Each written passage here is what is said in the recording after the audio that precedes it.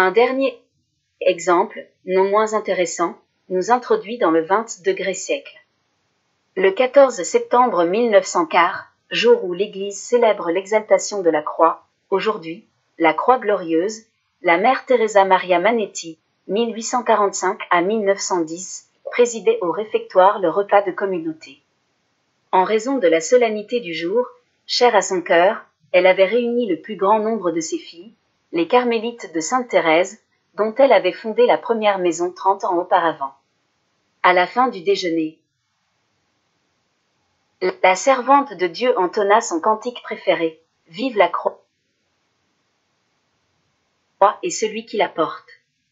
Pendant que les religieuses poursuivaient la strophe, leur jubilation se changea d'un coup en stupeur. La mère, d'un trait, s'était élevée en l'air à une hauteur notable et, les bras ouverts, elle resta pendant quelques minutes suspendue au-dessus du sol, le regard fixé sur un point, s'exclamant « Je t'aime, oui, je t'aime ». Il fallut écarter la table pour qu'elle ne s'y heurtât point, redescendit doucement sur le sol et revint à elle, restant très confuse que la communauté eût été témoin de ce prodige. Les sœurs pleuraient et tremblaient, bien qu'elle ait su que leur mère avait déjà, d'autrefois, été favorisée par Dieu de dons semblables 39. Teresa Maria della Croce Manetti a été béatifiée en 1986. Quelques cas de lévitation au XX siècle. Assurément, on ne prête qu'aux riches, et des figures charismatiques aussi célèbres que le bienheureux Padre Pio et les servantes de Dieu Terre Neumann et Marthe Robin, pour ne citer qu'elles, sont créditées par la vox populi de toutes les variétés de prodiges que connaît la phénoménologie mystique. On retrouve là un peu la démarche qui conduisait les hagiographes des siècles passés à en rajouter, pour inscrire leurs saints dans une tradition prédéfinie, quitte à gonfler leur palmarès. Qu'en est-il des trois grands stigmatisés du XX siècle ? Du Capucin Padre Pio da Pietrelcina, 1887 à 1968, il n'existe aucun indice qu'il ait été sujet à la lévitation, quoique la rumeur ait pu véhiculer à ce sujet dans les 10 années précédant sa mort. Les pièces de la procédure en vue de la béatification n'évoquent pas le phénomène. Il en est de même pour Marthe Robin, 1802 à 1981, l'inspiratrice des foyers de charité, quoiqu'ait pu en écrire l'auteur d'un ouvrage sur la sainte de la Galore. À ce moment, Mère Lautru, Mademoiselle Dumas et le Père Finet sont témoins d'un fait surnaturel. Elle est miraculeusement soulevée au-dessus de son divan et se met à parler avec l'âne de sa petite maman pendant 12 minutes. Grâce au Père Finet, le temps de ce phénomène de lévitation a été noté ainsi que les paroles de Marthe, puis son corps reprend lentement contact avec le divan 40. Dans un livre qu'il a consacré à Marthe Robin, le Père Perret mentionne également cet épisode, au moment du décès de la mère de Marthe, le 22 novembre 1940, mais sans faire la moindre allusion à un phénomène de lévitation 41. L'étude des sources constituant le matériau en vue de la béatification de Marthe Robin m'a permis de constater qu'il n'a jamais eu la moindre lévitation dans sa vie. En ce qui concerne Terre Neumann, 1898 à 1961, quelques témoignages semblent en revanche établir la réalité du phénomène.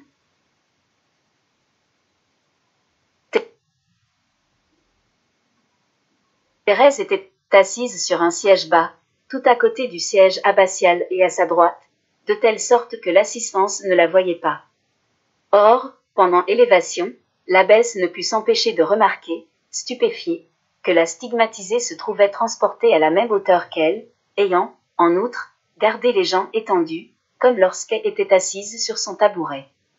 Pour être sûre qu'elle n'était pas le jouet d'une illusion, l'abbesse passa, à plusieurs reprises, sa main sous les jambes de Thérèse, dont la robe pendait sans toucher le sol 42. Le prodige se serait renouvelé le 15 août 1938. Avec son indépassable prudence coutumière, le docteur Steiner rapporte, p. 134, qu'au cours d'une vision qu'eut Thérèse Neumann de l'Assomption, en 1938, au couvent stellaire à Tirschenreuth, elle resta en extase élevée de 15 à 20 cm au-dessus du sol, pendant un moment, et il cite le nom d'un des divers témoins oculaires de cet événement 43. Le passage en question se trouve, en effet, dans le dernier ouvrage de Johann Seiner, mais aux pages 283 à 284 auquel renvoie un bref paragraphe de la page 203 sur la lévitation.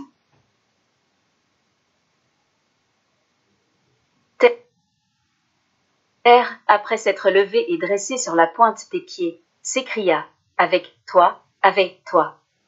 pendant un moment et se tint élevé dans l'air pendant quelque temps. Le 24 septembre 1950, j'ai rencontré à Konnersreuth un témoin oculaire de ce phénomène, M. Dost, de Hildesheim, qui a attesté la véracité du fait. Terre aurait été élevée à 15 à 20 cm au-dessus du sol et serait restée en cet état de lévitation pendant un moment 44. La récolte est bien maigre auprès de ces trois mystiques, que l'on tient pour les figures charismatiques les plus importantes du XX siècle. Est-ce à dire que la lévitation se raréfierait? Que connu même dans son pays d'origine, Maria Concetta Pantusa, 1894 à 1953, présente une phénoménologie mystique d'une diversité si déroutante que le lecteur aura l'occasion de la retrouver plus d'une fois au détour de ses pages. Sa première extase avec lévitation eut lieu en 1918, en présence de 5 personnes, dans la maison de Madame Herminia Pace, à Celico, Italie, Calabre. Ce fut le premier des multiples ravissements que cette humble veuve devenue ermite connut jusqu'à la grâce du mariage mystique, qui lui fut accordée en 1944, au terme d'une longue et douloureuse nuit de l'esprit.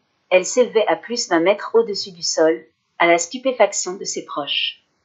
Son confesseur et biographe explique ainsi la cause spirituelle du phénomène.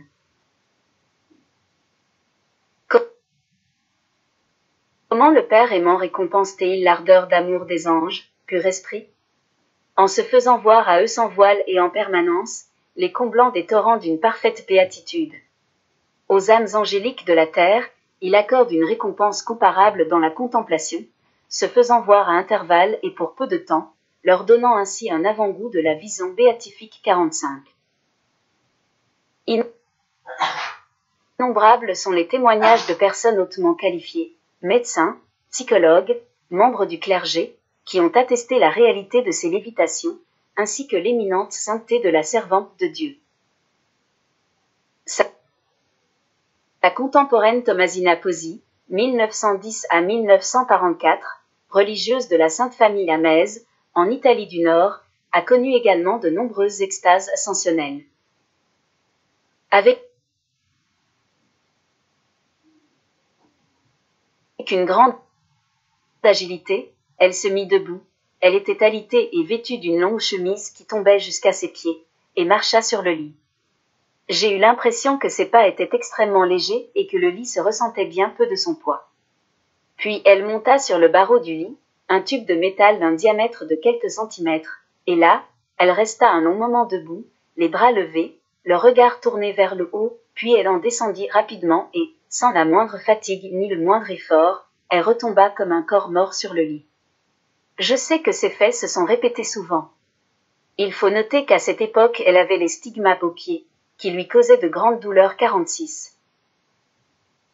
L'auteur qualifie de lévitation ce numéro d'équilibriste, à vrai dire assez remarquable, mais qui ne présenterait guère d'intérêt s'il n'était étayé par des incidents plus convaincants. Je déclare avoir vu une fois sœur Thomasina, dans le cloître, soulevée en extase, et ne touchant à peine le sol que de la pointe des pieds 47. On ne peut pas encore parler de lévitation. Mais il existe des témoins de véritables soulèvements au-dessus du sol. Au retour, j'ai trouvé sœur Thomasina à l'écart de quelques mètres, agenouillée devant une statue de l'Immaculée. Elle était soulevée de terre, et avait le visage comme transfiguré 48. De même, les sœurs Giovanna Mazza et Clementina Caproni ont déposé, lors de l'enquête diocésaine. avoir vu une fois sœur Thomasina au réfectoire, pendant que nous mangions, se soulever de terre et rester sans toucher le sol, élevé dans les airs de 30 centimètres, pendant 10 minutes environ 49. Plus proche de nous dans le temps, et encore vivant, divers mystiques auraient présenté, pour certains, présenteraient encore, des phénomènes de lévitation. Le visionnaire Domenico Maselli, de Stornarella, Italie, diocèse de Foggia, est un paysan, père de famille, né en 1922. Il serait favorisé depuis 1959 d'apparitions de la Madone accompagnée d'extases ascensionnelles. Selon les dires de son entourage, lui-même affirme ne se rendre compte de rien, les faits se déroulent suivant un rituel immuable. Dans un angle, se trouve le confessionnal ou cellule des mortifications physiques et mentales de Domenico Maselli. C'est ici qu'il entre pour faire pénitence, et c'est d'ici, de la partie supérieure, ouverte, on l'a vu tant de fois s'élever alors qu'il se sentait monter au ciel après être tombé en extase sur terre 50. Le chapitre que lui consacre Anna Maria Turi dans son enquête sur les Mariophanies n'est guère convaincant. Le document photographique qui illustrerait une lévitation est si bien coupé, ou si mal cadré, que l'on ne peut en tirer aucun indice probant en faveur de la réalité du fait. Il est étrange que le visionnaire ait besoin de se soustraire à la vue du public pour que se produise le phénomène car, le bas de son corps étant dissimulé par la paroi de sa cellule, nul ne peut vérifier qu'il est soulevé au-dessus du sol. Il pourrait tout aussi bien monter sur une chaise ou un escabeau. Le prétendu lévitant est d'ailleurs dans une attitude étrange, rappelant la scène de la servante qui s'envole au-dessus du toit, dans le film Théorème de Pierpaolo Pasolini. Astérisque Don Carlo Mondin, prêtre du diocèse de Ferrara, Italie, né en 1944, aurait été vu léviter en diverses circonstances, notamment durant la célébration de la messe.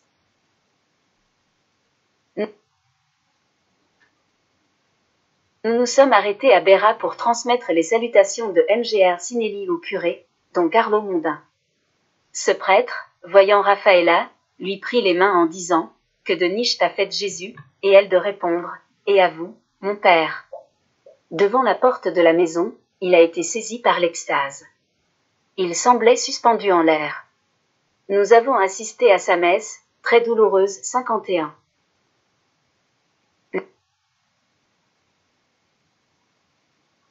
Le témoignage, un des rares que l'on possède, est bien vague. Les faits se produisirent dans les années 1975 à 78, ils firent quelque bruit et attirèrent les foules.